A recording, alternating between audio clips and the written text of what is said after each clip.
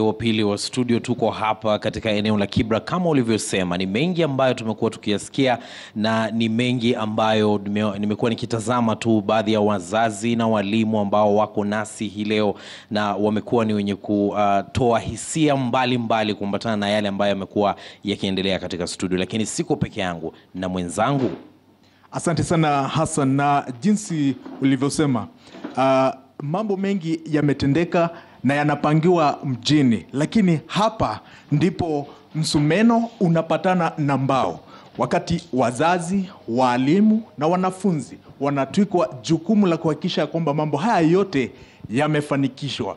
Je, wanayafahamu? Na la msingi, wana uwezo wa kubeba huo mzigo? Tunazungumza nao hivi sasa. Hassan, uwanja ni wako. Na bila shaka, na kile ambacho ufadhili ambao umezungumziwa hapa mwanzo kabisa ni kwamba watakuwa wanatafuta na kuangazia baadhi tu ya wale watu ambao wanajiweza, wengine ambao wanajiweza kiasi, wengine hawajiwezi kabisa, ili wakuwa ni wenye kupata ufadhili.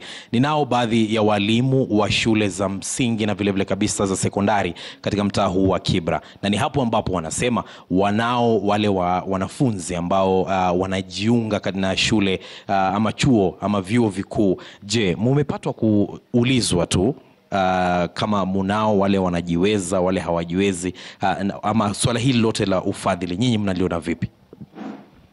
Okay, I'm the head teacher of Olympic Primary School. Olympic has got 5,546 children.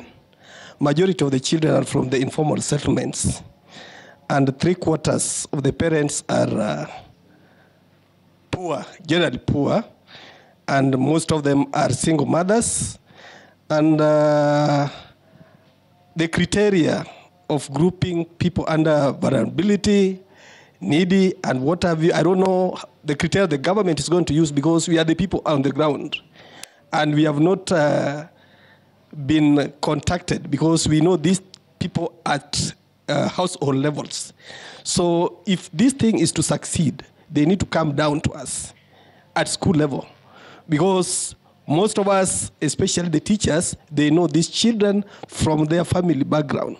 So if that can be employed, then the criteria will be workable.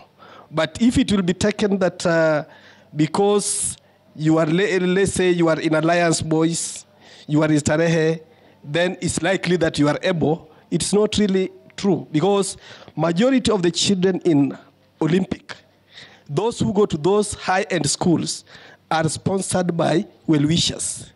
So if it is taken that because this child is in Mangu, he must have been in a position to go under or be rated as being not needy, it will be a misplaced idea. So our plea to the government is that let's go down to the stakeholders, get the real facts, but not basing it on data that is fed on NEMIS. Thank you. Asante sana Hassan. Na hapa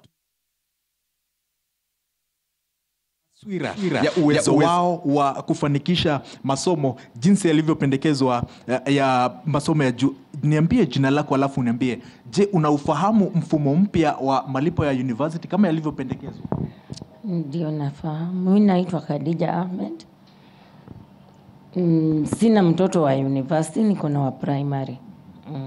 Changamoto, uwezo ndio hatuna.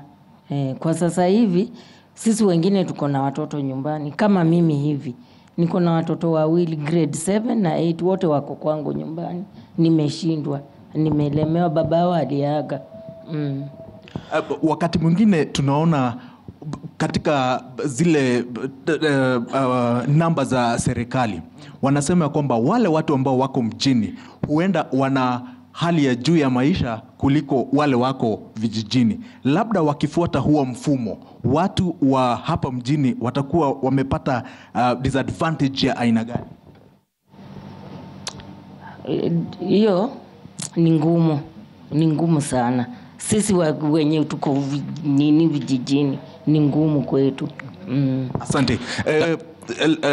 Uwanja ni wako Hassan. Naam, shukran sana, na labda nikiendea tu wale ambao tuko nao hapa pia vile vile kabisa, swala la ufadhili huo wa vyuo vikuu, wewe unalichukulia vipi? Kwanza kabisa utaanza na majina yako na ujitangulize kwa mtazamaji, alafu useme unalichukulia vipi swala hilo la ufadhili ama mfumo mpya wa ufadhili wa masomo ya vyuo vikuu. Shukrani sana kwa kuweza kunipea nafasi ili niweze kuangazia. Kwa majina naitwa Eskimos Kobiento Kirumbe. I'm the Secretary General, mwakilishi wa Wazazi Kenya mzima. Kwa hivyo hii nafasi nimeweza kupewa ni kuhusu mambo ya ufadhili wa watoto wa secondary school. Mimi kama vile mwalimu amesema, nikiwa mwakilishi wa wazazi, hatujawahi kuhusishwa hata kwa task force yote. Na hata mkiangalia wakati ilitoka, how can the government say that the parents are not participating in the task force reform and then they want to implement without us?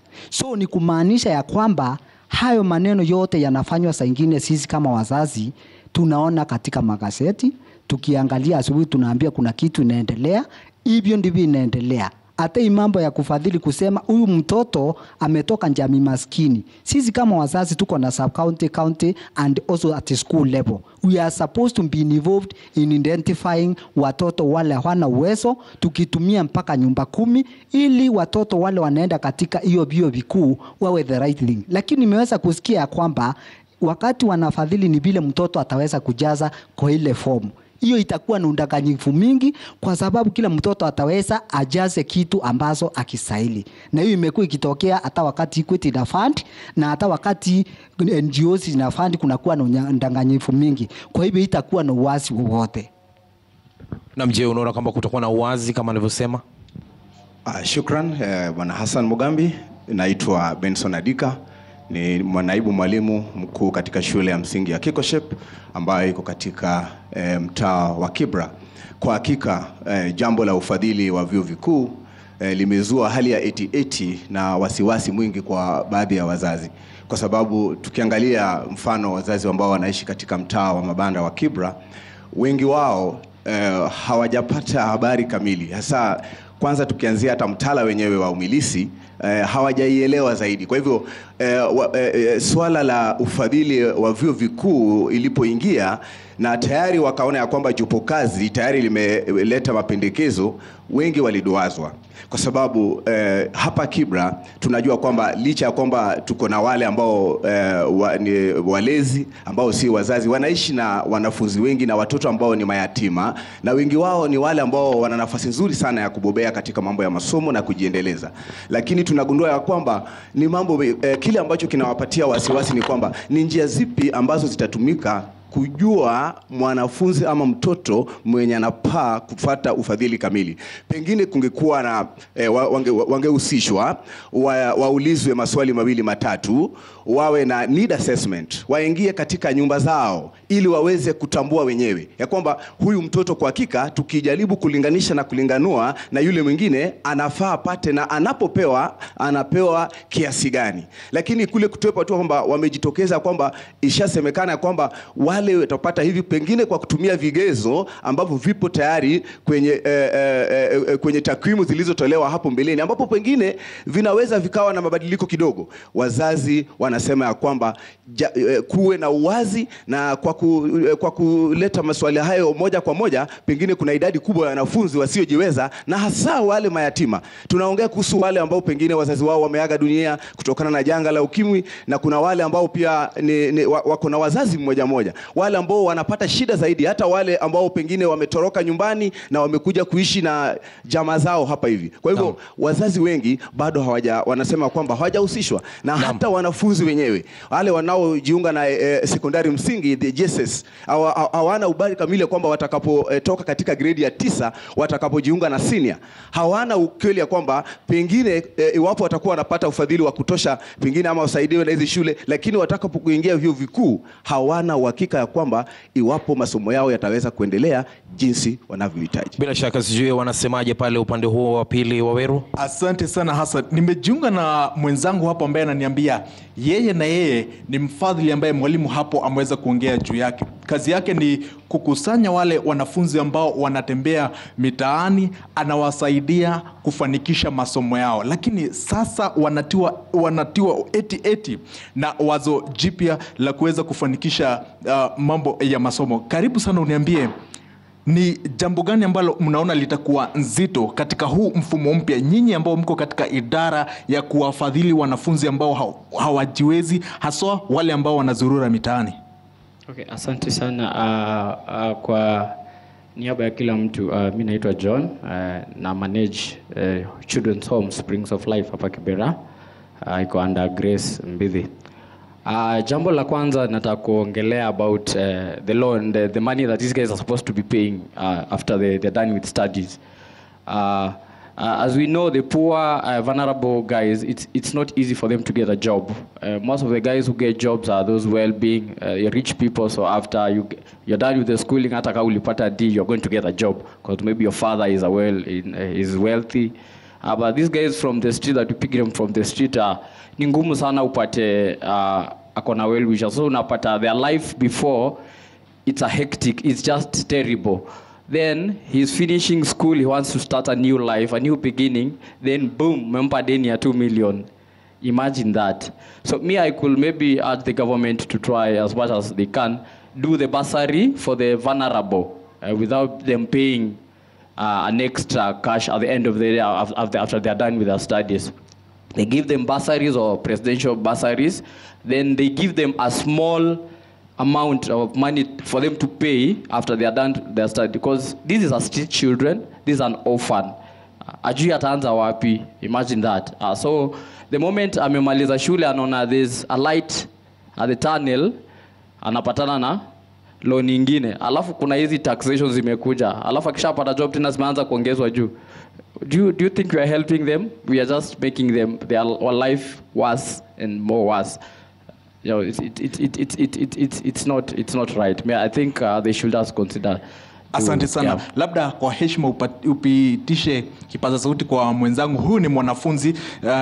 Labda ukiangalia mfuko wa mzazi wako, alafu uangalie mapendekezo ya malipo ya university ambao tuko nayo kwa sasa, mzazi anawezana na huu mzigo? Thank you. To be sincere, sioni kama atawezana, because you see, previously the government used to give some amount, and then there was also things like help to give some amount, there were bursaries, but now this new criteria that they are starting, it will be very difficult for us. Yeah. I'm sure you interact with some of your fellows and colleagues in school. What is their biggest fear with the new proposals? Actually, you see, the life that we live in right now, finding a job is already difficult. So making learning again more difficult, it is becoming so hectic. So what I can say is that if they could make even the learning to be a bit easier, it will be better, because to be sincere, not many people will be able to pay it. And the moment education is for the rich and jobs are also for the rich, then how about the poor now? Good.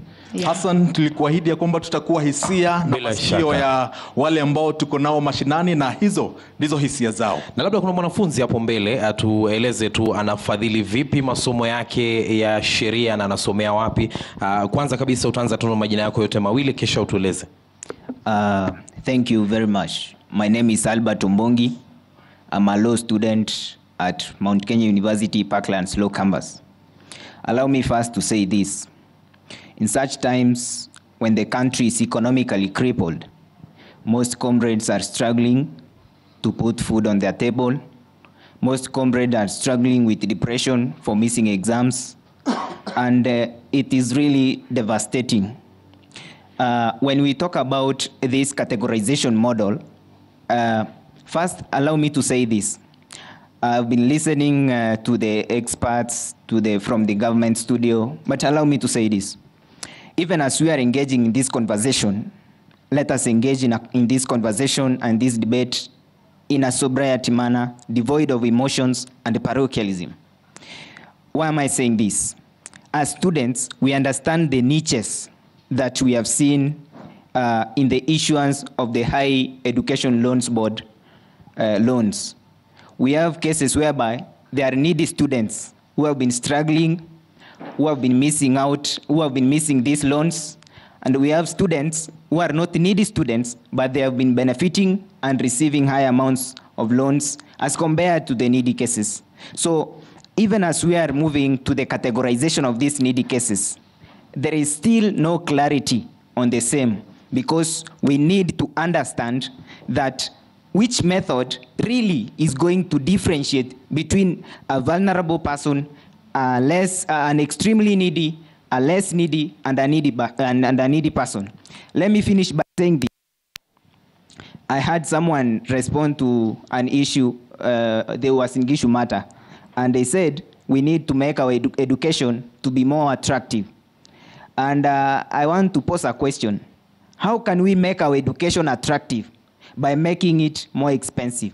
Thank you. Naam, shukran sana. Huyu ni